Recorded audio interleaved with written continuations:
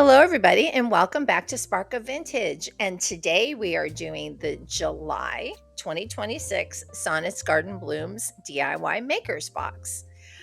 Our paints are Liberty Blue and Chateau from Fusion Mineral Paint, DIY Paint Bohemian Blue, and Gravel Road. Our rice papers from the painted photographer are Postmarked Blue and Bohemian Bluebird.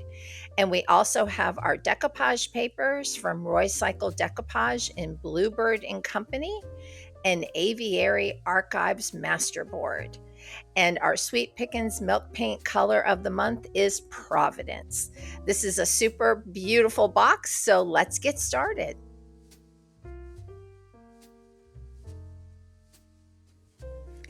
For our first project today, we're going to do this adorable blue whale that has been in my stash for a little bit of time. She didn't need much, just a little bit of freshening. And when I saw the Liberty Blue paint this month, I knew it was the right color to just give it a second life. In addition, I took this resin piece and added tumbled glass from Tim Holtz Distress Paint line and a little bit of iridescent paint over the top of the blue so that it looked like water actually splashing out of the top. So now Splash Lee the whale is all freshened up and ready to hit the waves.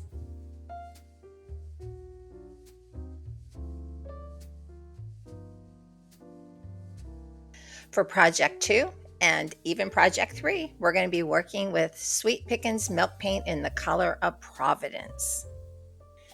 I found a stack of these galvanized buckets with the wooden handles at the thrift store, and I just love the edges and how they're all fluted, and they really look to me like seashells.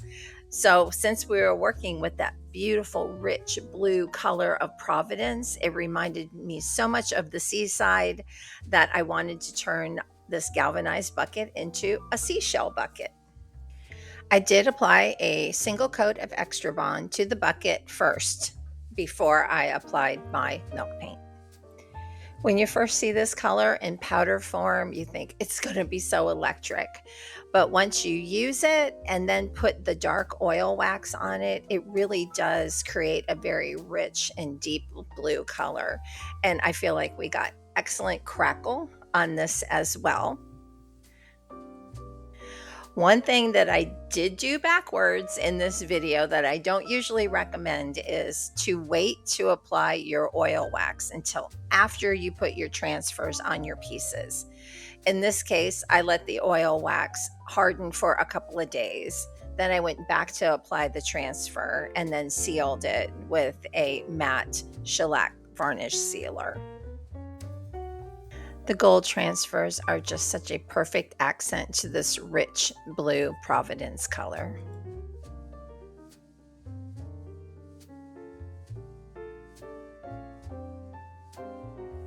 Next, we use the Sweet Pickins Milk Paint on this barn wood frame.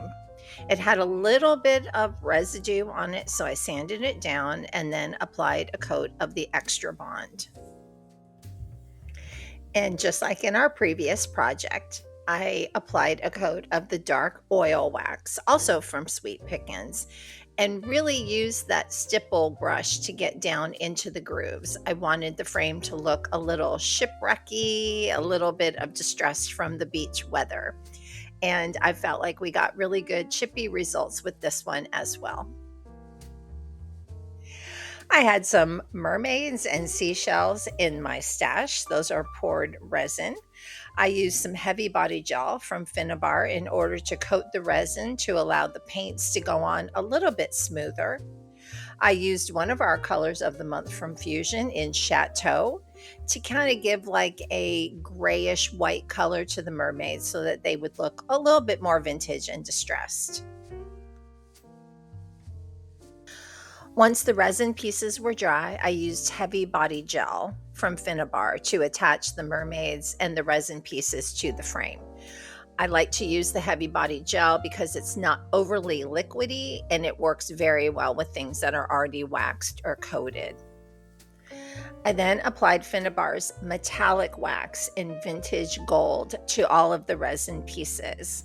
This is a process that takes a little bit of time. You want to go slow and apply your waxes a little bit at a time so that you don't overdo it. It is hard to go back once wax is applied.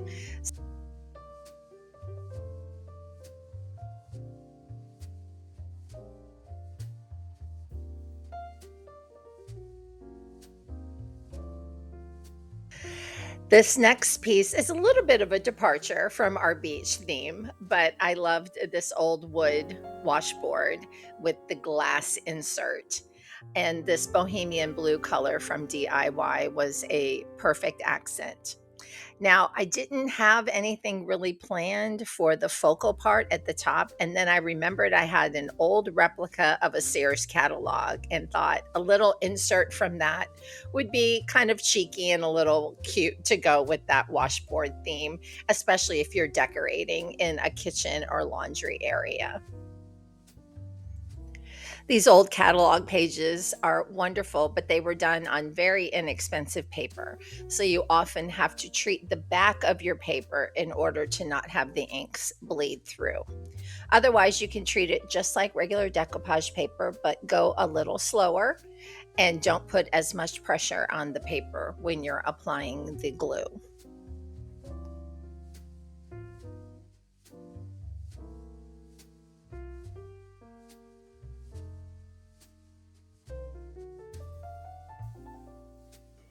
I loved all the Blue Jays in the boxes this month, and I'm calling these projects Hometown Blue Jays because I grew up in Dunedin, Florida, which is the spring training home for the Toronto Blue Jays. I applied some extra bond and 2 coats of Chateau to this stainless steel milk pail and one of the panels from Roy Cycles Bluebird and Company decoupage paper.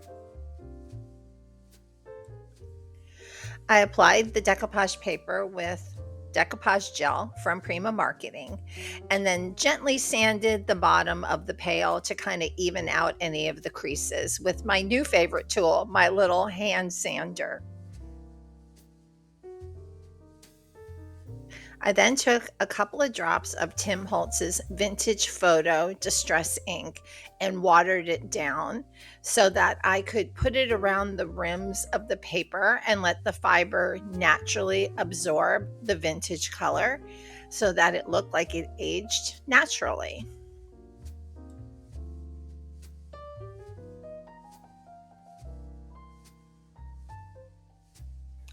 My other Blue Jay project is coming from Roy Cycles Aviary Archives Masterboard. I just loved the beautiful bluebird in this one and wanted to keep it simple as a nice shelf sitter to go with some of the other projects in the box this month. I painted the sides of the picture in that Liberty blue color that we got from Fusion and just did some simple distressing and archival ink around the edges of the picture to keep it kind of simplistic and give all that attention to that beautiful blue jay.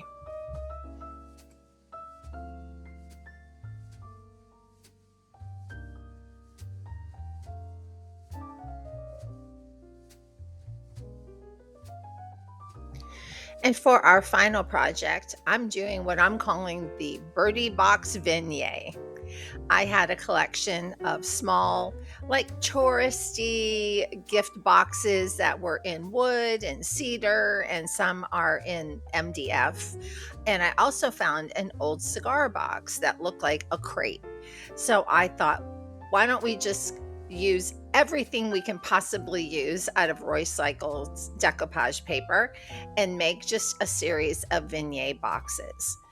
So I treated them all with Fusion mineral paint in Snowdrop for the white so that we could apply the decoupage paper over the wood.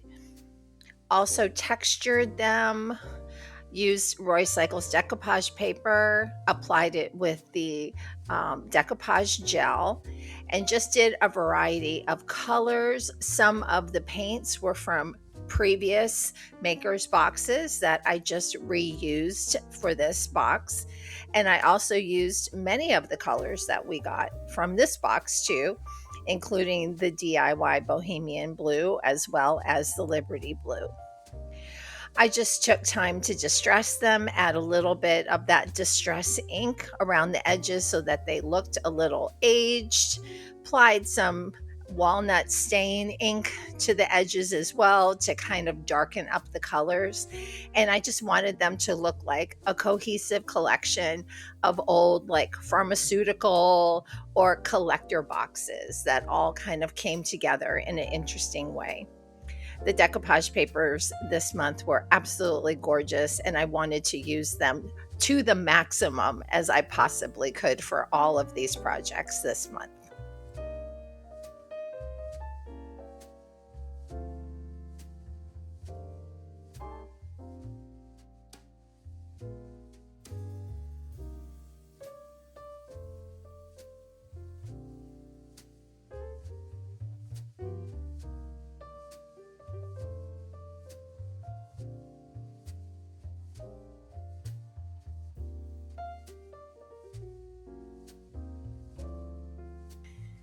And that is a wrap for another beautiful Sonnets Garden Blooms DIY Makers box.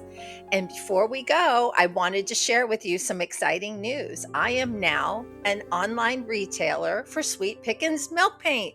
Yay! This has been a dream of mine for a while, and I'm so excited to share it with all of you. So please come visit me at SparkofVintage.com, and you too can buy this beautiful Providence color that we shared today, or any of the Sweet Pickens milk paints that you've seen in any of our videos. Well, thank you so much again for watching, joining us, and sharing. We love your comments and feedback, and we'll look forward to seeing you again really soon.